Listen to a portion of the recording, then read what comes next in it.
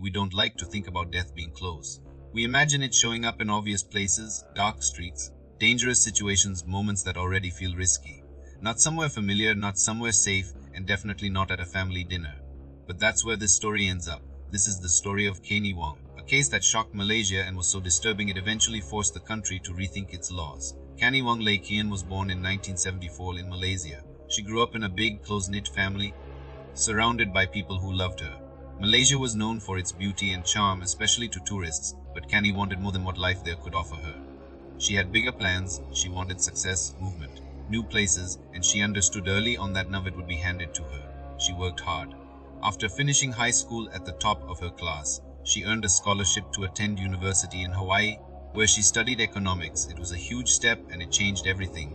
That move opened the door to the life she'd imagined for herself. After graduating, Tani relocated again, this time to Los Angeles, where she found work at an advertising agency. For the first time, she was fully on her own, building something from scratch in a city that promised possibility. She felt independent, confident, like she was finally where she was meant to be. In 2001, she met Brandon Arm. Brandon had been born in Singapore, like Kenny's father, but his family moved to the US when he was young. He grew up there, became an American citizen, and was building a solid future for himself.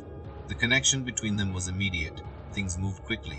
Before long, they were married and living in San Diego, settling into life as a young couple with plans ahead of them. Then just 2 years later, everything changed. Kenny's father was diagnosed with liver cancer. It was serious enough that he needed surgery back in Malaysia, and the doctors were clear there was a real chance he might not survive it. Kenny didn't hesitate. She packed her bags, said goodbye to her husband, and on June 1st boarded a flight home to be with her family and support her father through the operation. Thankfully, the surgery was successful. Her father, known to everyone as Om B, made it through. Doctors were optimistic, telling the family he could still have many years ahead of him, maybe even long enough to meet his grandchildren. For Kani, it was an enormous weight lifted.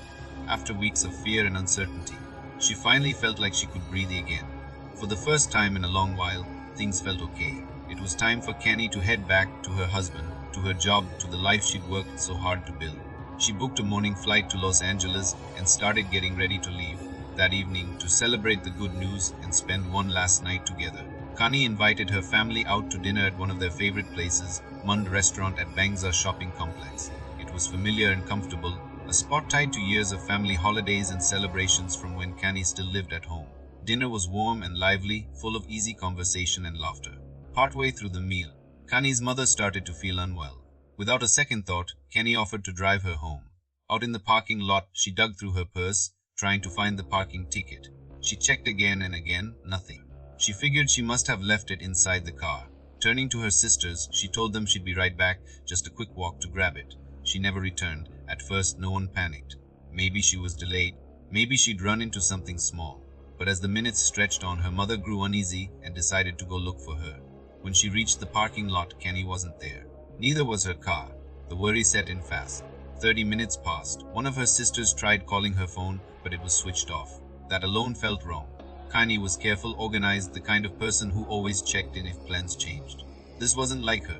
The family knew something was seriously wrong.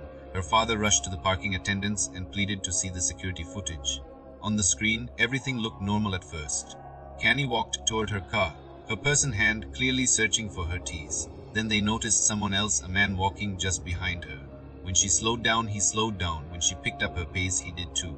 From another camera angle, they watched her car pull out of the parking lot. But the person driving wasn't Kenny. It was the same man who'd been following her moments earlier. Connie was in the passenger seat. There was no confusion anymore. She hadn't just disappeared, she had been taken. The family called the police immediately. To their credit, the police moved quickly. As soon as the stolen car was reported, officers launched a full search. Within a couple of hours, a highway patrol unit spotted a vehicle that matched the description. At that point, they didn't yet know exactly what they were dealing with, whether it was a theft, a kidnapping, or something else entirely, so they kept things calm and routine. The officers pulled the car over under the pretense of a standard document check. When the vehicle stopped, the driver looked tense.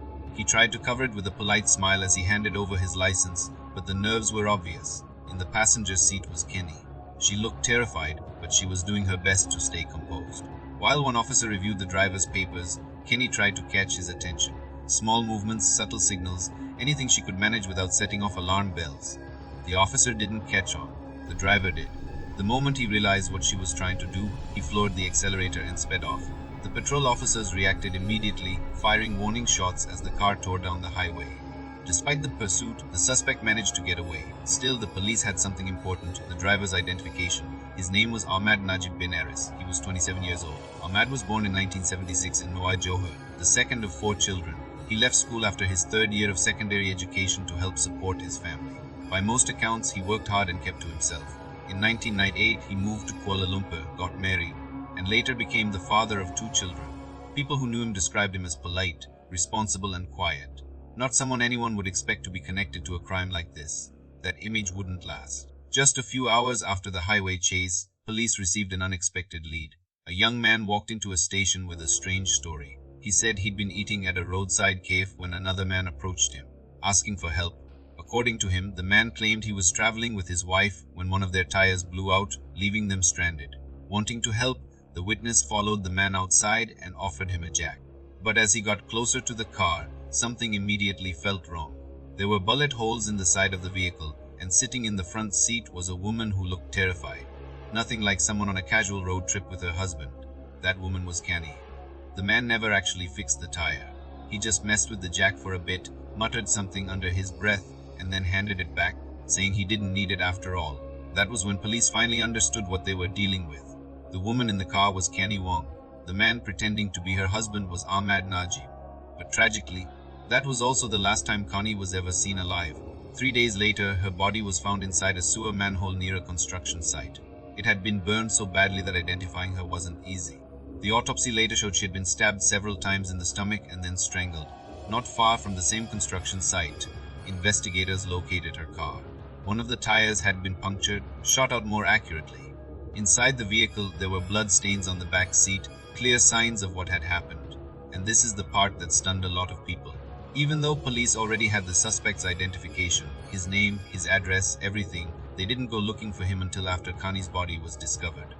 When they finally did, Ahmad was exactly where you'd expect him to be, at home, going about his life as if nothing had happened, as if he hadn't abducted a woman, fled from police, or driven away while officers fired warning shots.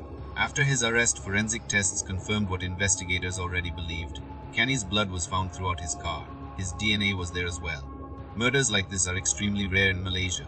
The country's laws are strict, and a murder conviction carries the death penalty, not life in prison. So the obvious question became, what was Ahmad thinking? Did he really believe he could escape this? It seems he thought cooperation might save him. Ahmad confessed without hesitation and agreed to help investigators, believing that being honest would somehow spare him from execution. At trial, Ahmad tried to present himself as an innocent man caught in a misunderstanding. He told the court that on the night of the crime, he'd actually been looking for another woman and had mistaken Canny for someone else. According to him, once he realized the mistake, they laughed it off while sitting in the car. He claimed that all he did afterward was try to persuade her to have sex with him. But even that explanation quickly unraveled. Ahmad went on to say that Connie never resisted him at all. He insisted everything that happened between them was consensual. He even tried to explain away the marks on her neck, claiming they were part of a sexual fantasy gone wrong and that her death had been an accident. He said he panicked afterward, and that panic was why he burned her body. It was a story carefully constructed to protect him. If the court had accepted it, the charges could have been far less severe, possibly abuse of a corpse, or at most negligent homicide. In his version of events, Canny had supposedly agreed to everything. When prosecutors challenged that claim, his lawyer pushed back, arguing, if it wasn't consensual, why didn't she run when he stopped to change the tire? On the surface, it might have sounded reasonable. But there was one detail that destroyed the entire defense: the stab wounds. Multiple stab wounds to Canny's abdomen made his story impossible to believe. From that point on, the defense collapsed. The version Ahmad presented simply didn't match the evidence. Investigators had their own account, one supported by forensic findings and a clear timeline. According to the investigation, Ahmad noticed Connie alone in the parking lot outside Mond restaurant. He followed her. When she opened her car door, he pulled out a knife and forced her into the passenger seat, then got behind the wheel himself. After the brief encounter with police on the highway and the failed attempt to deal with the damaged tire, he drove her to a remote area. There, inside the car, he assaulted her repeatedly. Canny fought back, trying to survive. In response, Ahmad stabbed her multiple times before finally strangling her with a belt from her coat. That was the reality the evidence revealed, one that no story could undo.